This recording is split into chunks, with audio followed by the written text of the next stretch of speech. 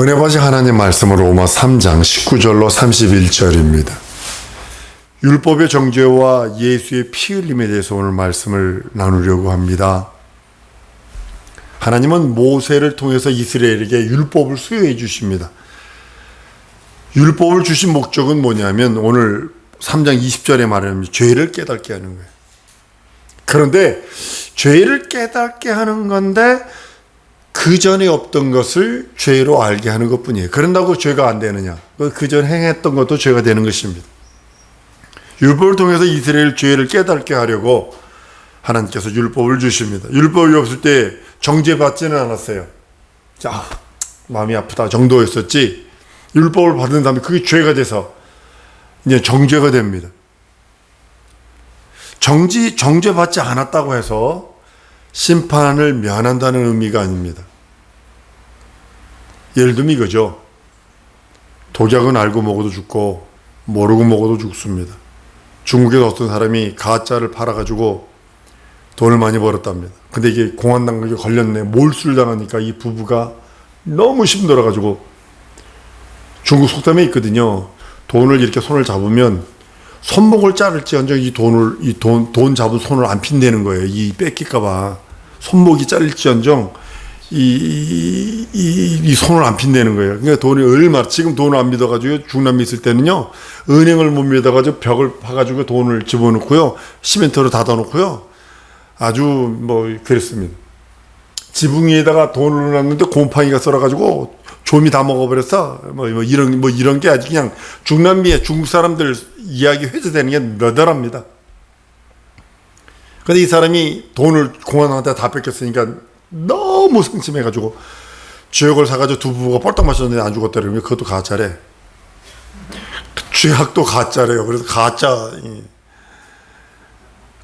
그렇게 많아요. 중국 가면 가장 가짜 위패가 많은 나라가 중국입니다.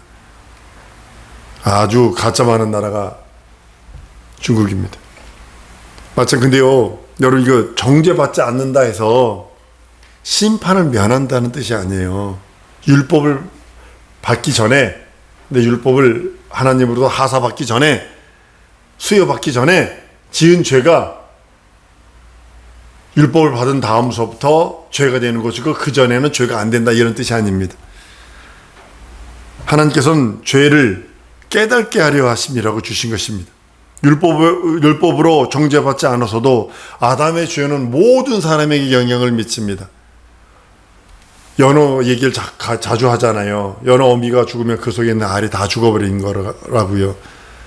닭을 샀는데 닭 배 안에 보니까 알들이 주렁주렁 달린 것들을 보게 됩니다. 그거 다 죽은 거죠. 아담의 모든 죄는 모든 사람들에게 영향을 미쳐서 아담의 죄로 인해 모든 사람이 죄인이 되었고, 그 결과 죄의 삭은 사망이다 말씀하셔서 그 죄로 말미암아 사망이 찾아왔다고 성경은 로마서 5장에 선언을 합니다. 율법으로 말미암아 죄가 생긴 것이 아니에요. 율법이 하나님이 하사해 줬다고 해서 죄가 만들어진 것이 아니라, 율법의 정죄를 받지 않으면 죄가 없는 것이 아니라, 죄의 존재의 기준이 율법이 아니라, 율법이 있기도 전에 죄가 있어서 죄가 모든 사람으로부터 사망으로 몰아간다는 것을 깨닫게 하는 것입니다.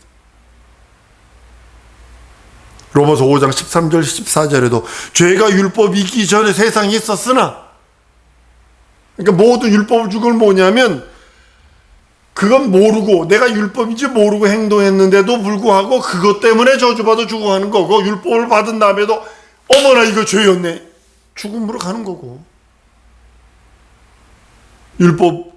율법은 없는 죄를 있게 만드는 법이 아닙니다.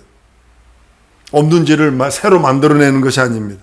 죄가 있음에도 불구하고 죄를 깨닫지 못하는 사람들에게 죄를 깨닫게 해주는 그 역할을 하는 것입니다. 율법 밑에 모든 사람은 정죄를 받아서 자신들이 죄인됨을 알게 하는 겁니다. 바보스러운 사람은 1년에 3차, 하나님 구약성경에 보면 1년에 남자를 3번 하나님께 보일지니 그랬다고요. 그래서 양을 가져가서 하나님 앞에, 제사장 앞에 가서 경건한 마음으로 다 서가지고 양을 갖다 드립니다. 양이 뭐 피 흘리고 가죽이 벗겨지고 그걸 보면서 내 죄가 사함 받았다 라고 생각하는 사람 바보 멍텅구리 같은 사람이고, 죄를 기억나게 한다고 그랬어요. 자기가 지은 죄를 기억나게 함이라 그랬어요. 양이 죽어가는 것을 보면서 나는 죽었다. 이 사람이 깨달은 사람이에요. 내 죄를 가지고 어떻게 할꼬? 내가 살고 싶은데 어이할꼬 하는 자가 생명을 누리는 자입니다.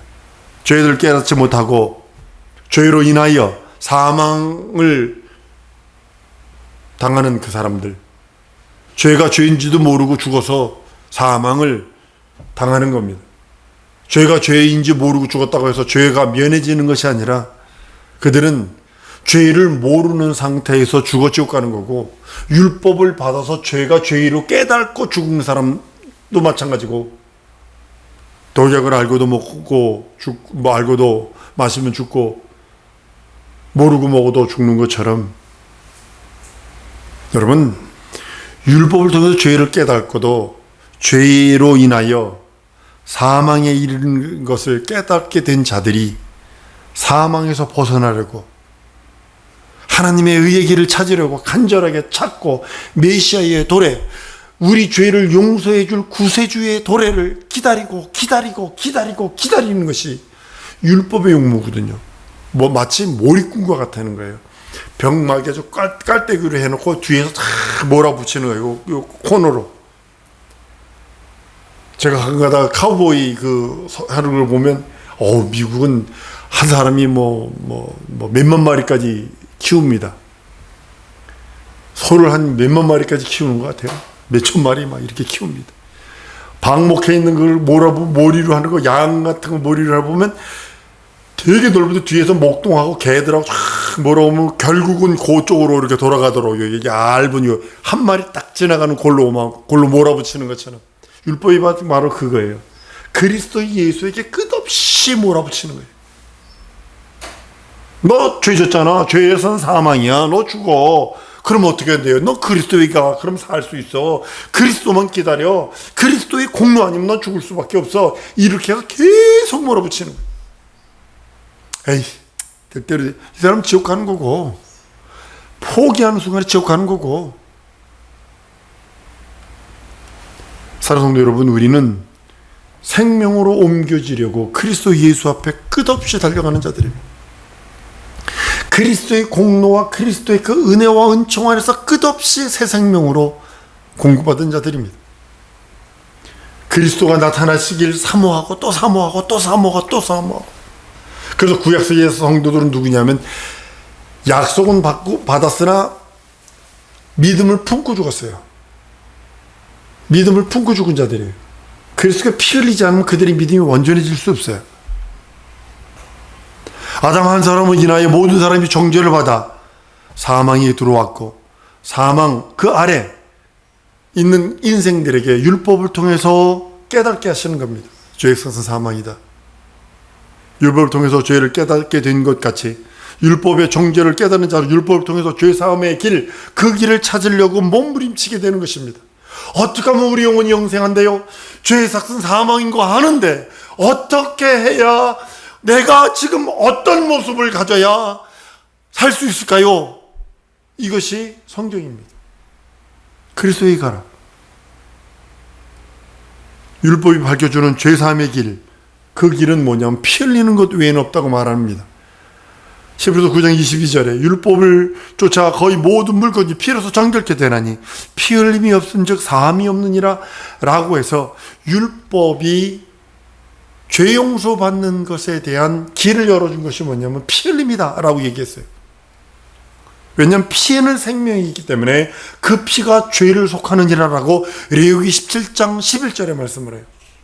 그러니까 피 흘려야 되는데 조건이 있어요. 죄 없는 자가 피 흘려야 되고, 동물이 피 흘리면 안 돼요. 근데 구약시대 사람들은 양과 염소로 피 흘렸어요. 송아지로 피 흘렸어요. 이스라엘 사람들은 율법이 가르쳐 준 대로 피를 흘렸고, 그 방법을 통해서 하나님께 생명을 구했으나 실패했어요. 왜 그럴까요? 그들은 율법을 따라 피 흘림을 했지만 짐승의 피를 흘렸거든요. 짐승의 피는 영적이지 않습니다. 짐승의 피는 육체의 예법만 된다고 성경은 히브리서 10장을 통해서 말씀을 합니다. 죄를 속할 능력이 없어서, 다만 그것은 예표가 되어 그리스도 오실 때까지 그림자요, 그리스도 오실 때까지 그들이 매일 죄를 기억하며 그 믿음, 나는 지금 양을 잡으나, 나는 지금 소를 잡으나, 나는 염소를 지금 잡으나 내 죄를 사하시리가, 나의 죄를 위하여 피 흘려 주실 이가 오신다. 그 믿음을 품고 죽습니다. 율법을 통해서 죄를 깨달은 그들은 정죄된 죄인들임을 깨닫고 자신이 율법이 그림자인 것을 알아 실상을 기다리는 겁니다. 양과 염소, 송아지가 그림자인 것을 깨달아서 실상이신 그리스도가 오신다, 메시아가 오신다, 메시아가 오셔서 우리를 죄를 용서하고 우리를 영원한 생명을 주실 것이다 라고 하는 그 믿음을 품고 죽습니다. 그것이 그리스도 예수요, 예수 그리스도입니다. 예수께서 죄로 멸망할 수밖에 없는 인생들, 그들을 위해서 십자가에 달려 죽고 부활하십니다. 율법으로 정죄되는 자를 위하여 하나님은 품속에 독생하신 아들을 보내셔서 살찌고 피 흘리셔서 우리의 모든 죄를 사하십니다. 하나님이 보내신 예수 그리스도는 첫 아담의 영적인 죄를 대신할, 담당할 가치와 능력이 있는 유일한, 천상천하의 유일한 사람이시며 참 사람이시며 하나님이신 그분이십니다. 첫 사람 아담은 산영이 되었습니다. 흙으로 사람을 지으시고 생기를 그 코에 불어넣으시니 사람이 생명이 된지라는 말씀처럼 영적 존재입니다. 여러분들이 영적 존재인 것처럼 그 길, 영원한 그 생명의 길, 하나님과 동행할 수 있는 길, 함께 할 수 있는 길, 하나님의 나라에서 영원토록 살 수 있는 길을 아담에게 열어주십니다. 근데 첫 아담이 실패하죠. 하와의 그 조력에 잘못된 연약한 아킬레스건을 맞아서 그 모습을 당합니다. 첫 아담이 산영의 길을 실패함으로 말미암아 모든 사람이 영적 죽음에 들어오게 되었고, 그 영적 죽음을 경험함으로 인하여 영적 죽음을 당한 첫 아담에게 속한 모든 사람에게 생명을 주시려고 마지막 아담이신 예수 그리스도께서 육신으로 오셔서 살찌고 피 흘리셔서 그 공로를 우리들에게 주신 거예요. 예수가 탄생부터 죽음과 부활까지를 인생에게 공로로 주신 거예요. 마지막 아담이 피 흘려, 예수의 피 흘림만이 첫 아담의 모든 저주, 첫 아담의 모든 사망, 첫 아담의 하나님의 진노로부터, 진노의 잔으로부터 넘어갈 수 있게 하신 것이 바로 그것입니다. 여러분들이 지금 영적 생활 한번 따라합니다. 나는 지금 영적 생활하고 있다. 영적 생활은 예수 그리스도로 말미암아 하나님과 교통하는 생활을 영적 생활이랍니다. 그런데 육체에 있을 때 영적 생활 안 하면 죽어서 지옥소 해야 된다는 사실을 아셔야 합니다. 세상 사람들 영적인 것 무시하죠. 영적인 것 인정한 사람들도 지금 그릇된 길로 영적 생활하고 있죠.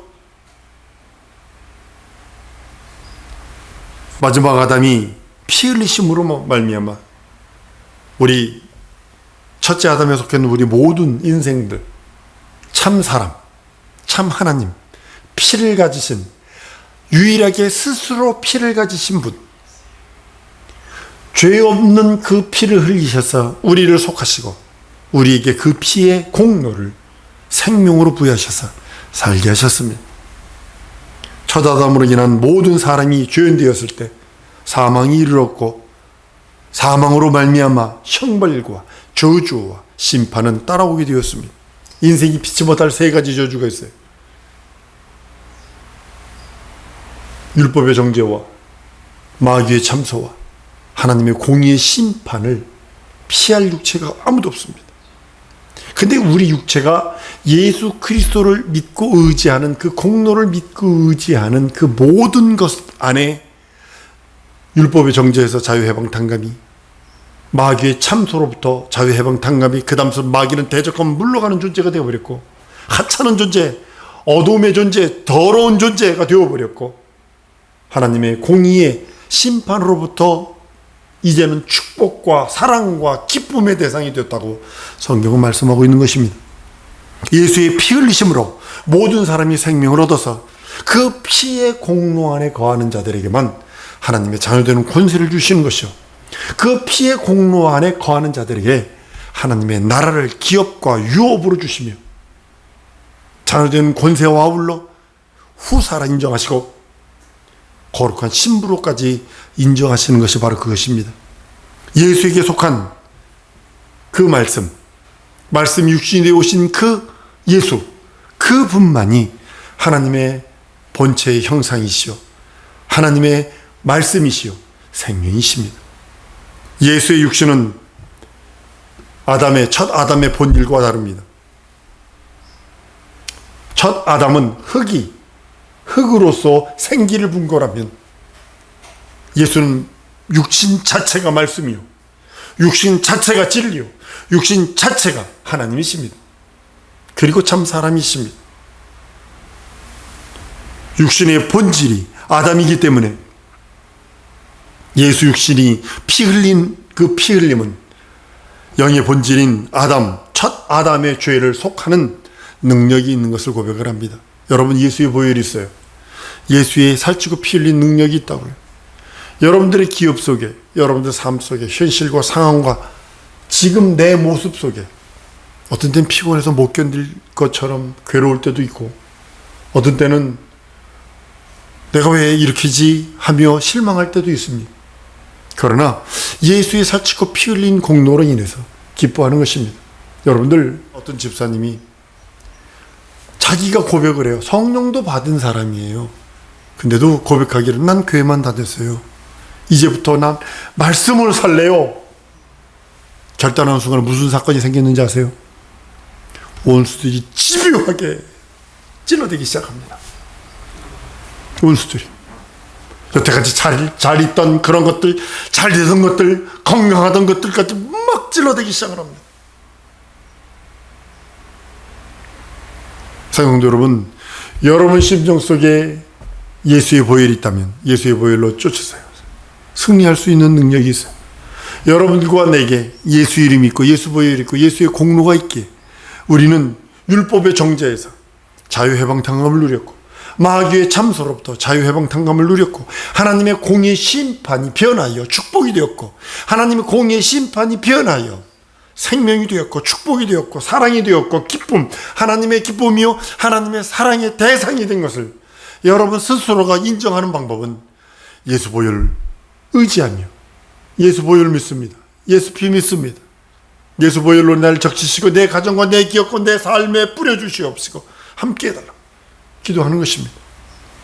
예수께서 피 흘리심으로 내가 자유해방탕감을 누렸다면 이제는 그 피 안에서 우리가 누릴 수 있는 그 능력, 그 피 안에서 우리가 가질 수 있는 것들 받아 누리셔야 합니다.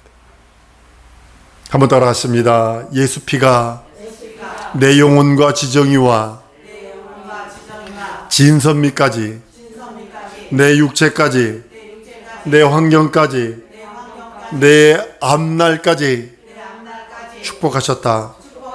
인정하시고 고백하셔야 합니다. 여러분들이 말한 대로 하나님에게 들려진 대로 그대로 갚아주신다는 것이 성경의 논리입니다. 네 입으로 시인한 대로 내가 행하리니, 그러니까 원불교하지 말라는 거예요. 불평불만하지 말라는 거예요. 감사만 하라는 거예요. 왜 그래야 되는 이유가 뭐냐면 하나님 그대로 시행해버리세요. 여러분이 원불교한다는 소리는 믿지 않는다는 것 저 밑에 깔려 있어서 그래요. 예수 살찌고 피 흘린 공로를 믿지 않는다는, 예수 보혈의 그 이적과 표적을 믿지 않는다는 불신앙이 저 밑에 깔려서 그래요. 이 시간에 기도할 때에 예수께서 피 흘리시며 예수께서 살찌시며 내게 주신 그 보혈의 능력이 있으니 율법의 정죄, 마귀의 참소, 하나님의 공의의 심판이 변하여 축복과 거룩함과 신령함과 하나님의 사랑이 대상이 되었을진데 내게 예수의 보혈로 충만하게 해달라고, 내 기업과 내 가정과 내 삶과 내 현실, 내가 처해 있는 상황 모두에게 예수의 피공로가 충만하게 해달라고 다 같이 우리 통성으로 기도하십니다.